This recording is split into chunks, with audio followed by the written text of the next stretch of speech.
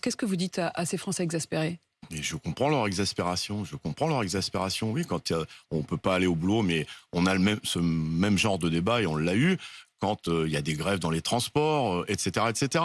Ce qu'il faut, c'est, mais j'entends pas de violence vis-à-vis de ceux qui réclament des augmentations de salaire. Oui, il y a un problème d'approvisionnement d'essence, mais les citoyens ne se retournent pas contre les grévistes. Ils ont même plutôt tendance à pointer la responsabilité. Ils sont partagés, hein. Ils sont partagés. Ils ont Pour même l'instant, tendance à et c'est d'ailleurs un sondage ELAB, 42% des Français approuvent votre mobilisation. C'est pas majoritaire. Ils ont même tendance à pointer la responsabilité du gouvernement sur ces questions-là, parce que beaucoup de Français sont concernés par les problèmes de fin de mois, vous le savez très bien. Et qu'est-ce que vous dites justement aux autres salariés qui vous écoutent et qui, pour certains, sont en train de se demander s'il y a le début d'une sorte de mobilisation générale? Est-ce que vous appelez à une généralisation du mouvement?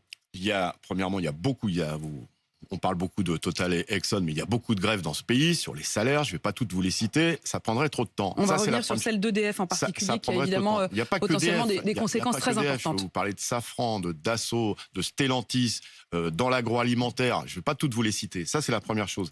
La deuxième chose, c'est que oui, il faut que sur la question des salaires, puisqu'il n'y a pas de réponse ni des employeurs, parce que le MEDEF a une responsabilité, ni du gouvernement, à travers sa loi sur le pouvoir d'achat qui devait tout régler. Et oui, nous appelons à amplifier ces mouvements de grève qui existent déjà, mais nous appelons à les amplifier.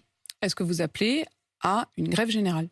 Je vous ai déjà répondu. Vous avez toujours du mal avec ce mot, hein. Mais parce que ça veut dire quoi? Certains leaders syndicaux disent on appelle à une généralisation de la grève. C'est ce que je dis à chaque fois. Ouais, mais pourquoi vous ne dites pas le mot grève générale? Parce que je préfère, j'ai le droit d'utiliser le mot que je le veux.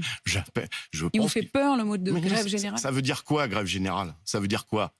Il faut que dans toutes les entreprises, on discute d'actions et généraliser les grèves. Généraliser les grèves, ça veut dire qu'il faut y ait des grèves partout. Grève générale, c'est un mot qui a été rarement utilisé en ce pays. Est-ce que vous voulez des grèves partout au même moment? Est-ce que vous appelez la semaine prochaine à une journée de grève dans tout le pays et dans tous les secteurs? Nous n'avons pas encore pris. Nous allons prendre la décision aujourd'hui d'un appel dans la suite de ce que nous avons fait le 29 septembre, et je l'avais évoqué à l'époque, qu'il fallait des suites au 29, qui a été un succès. Oui, nous allons proposer que dès la semaine prochaine, il y ait un nouvel appel à grève et manifestation dans toutes les entreprises, publiques comme privées. La semaine prochaine, vous l'appelez comme vous voulez, mais enfin moi je comprends grève générale, vous appelez à une journée de grève dans tout le pays et dans tous les secteurs. Nous allons prendre la décision aujourd'hui. Chez nous, c'est démocratique, on décide collectivement. Ça pourrait être mardi?